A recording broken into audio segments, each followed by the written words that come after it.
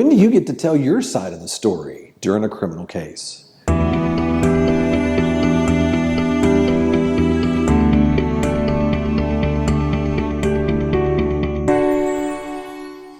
Hi, I'm Jeff Hampton with the Hampton Law Firm. Welcome to our YouTube channel. Today I'm going to talk about just that. When do you get to tell your side? You feel like everybody else has already made up their mind about whether you're guilty or not. When do you get to set the record straight and let everybody know what really happened? By the way, if you wait around to the end of this video, I'll also give you a free ebook, What to Do If You Have Been Charged with a Crime in Texas. Now, you've been arrested. Let's say hypothetically, you or a loved one now has been arrested for a criminal case. You're innocent. You were wrongfully charged. Maybe you weren't even there. Maybe you had nothing to do with the entire investigation. But yet you feel like the presumption of innocence that the United States Constitution is supposed to afford you, you feel like that's a joke. Because now all of a sudden you've had conversations, you find out the police, maybe the detective that's involved, now maybe even the prosecutor and the judge are all treating you like you're guilty. What do? When do you get to set the record straight and tell your side of the story? Now look, I'm gonna break this down into two parts. First is before you even get arrested is having a conversation with the detective. Here are the risks of telling your side of the story to the police. Number one, be aware of the police detectives' interrogation techniques. Look, I tell people this all the time. Many of you already know this. You always have a right to remain silent. That's a Fifth Amendment right. You also have a Sixth Amendment right to counsel. So many people, though, particularly innocent people, the temptation is to say, I've done nothing wrong. I've got nothing to hide. I'm going in there and I'm going to set the record straight with this detective and lay it all on the line. The problem is when you get in there, what you find out is the detective may not be interested in your side of the story. Instead, they have been trained in certain interrogation techniques to make sure and ask you very closed-ended questions, yes or no. They'll start off many of those conversations with, listen, we already know you're involved in this, or we've already interviewed your buddy, or we've already talked to other witnesses. We've already gathered certain evidence. We already know what happened. This can go well for you, or this can go really bad for you unless you tell us what we want to hear and what we need to hear. So I want you to understand, sometimes you may not realize you being innocent, you walk into a trap. And this is a big deal because I want you to understand, police officers, sometimes, I always kind of joke about this, but it's not a joke. They are a hammer and they might see you as a nail. And if you're a nail, they're there to hammer the nail. And what I mean by that is if a police officer or detective is speaking to you, it may be real easy for them to only hear what they want to hear. If you start to describe that you were at a location, but you had nothing to do with it, they may start writing things down like defendant admitted to being at the scene of the crime, defendant admitting to knowing this witness or another witness. And they start to paint a picture of corroboration that makes the other evidence that they have look more credible. Okay, so what's the risk? If you go in there and you start talking for yourself, they could misinterpret what you say. There could be some manipulation, whether intentional or unintentional, by the police in terms of how they gather your information, your actual statement. And sometimes we can see that actually being twisted to make it appear to be a confession.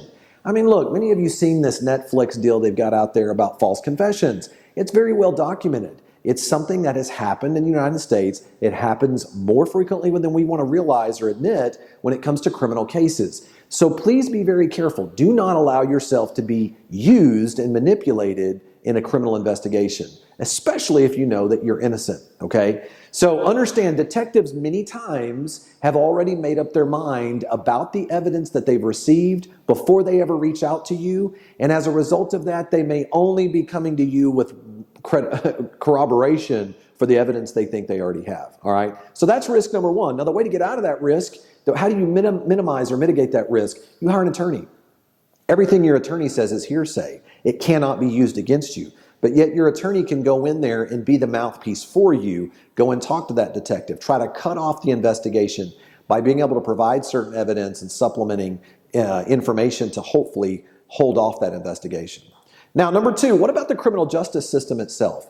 Let's say you've already been arrested and now you're going to court. When do you get to tell your side of the story when it comes to the criminal justice system itself? Well, first of all, I want you to understand you always have the right to a jury trial. And as a part of that jury trial that we have a constitutional right to, you have a right to be judged by your peers, 12 jurors if it's a felony, 6 jurors if it's a misdemeanor. And understand there is a risk-reward component to making a decision about getting on the witness stand and testifying.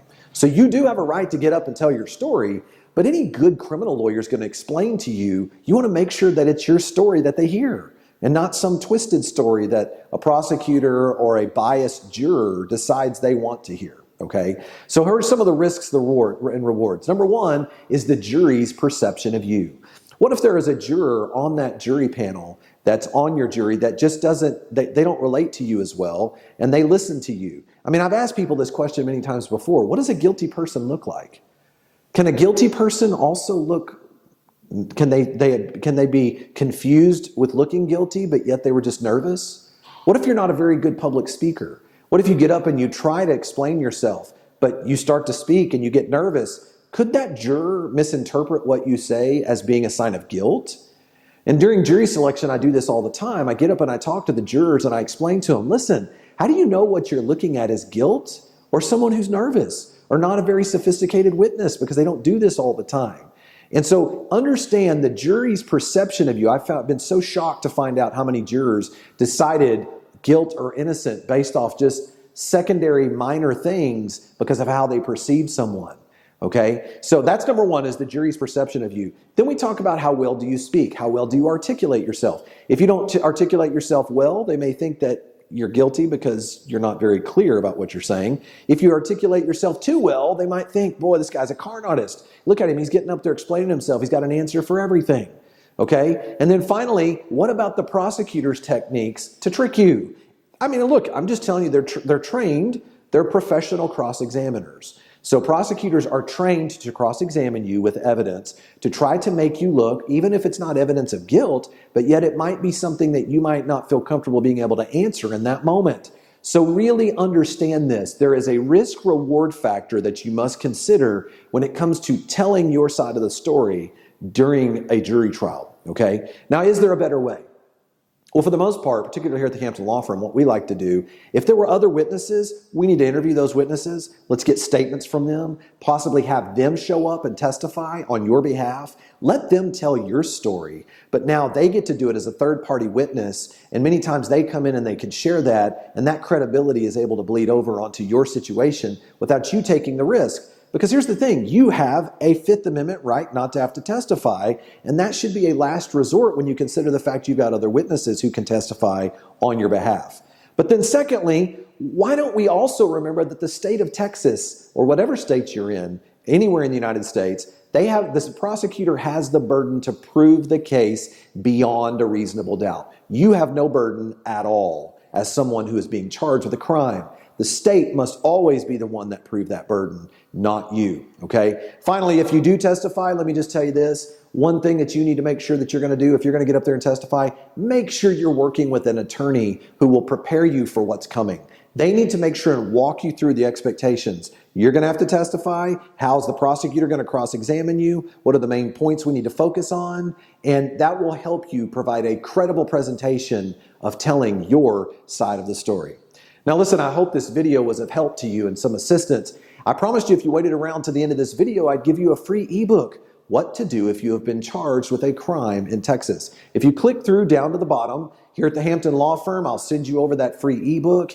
And I want to thank you for joining us here today on our YouTube channel. And I look forward to seeing you on our next video series. Oh, by the way, if you liked what you heard, subscribe, like this video. We'll send you more great content just like this. We'll see you soon. Thanks again.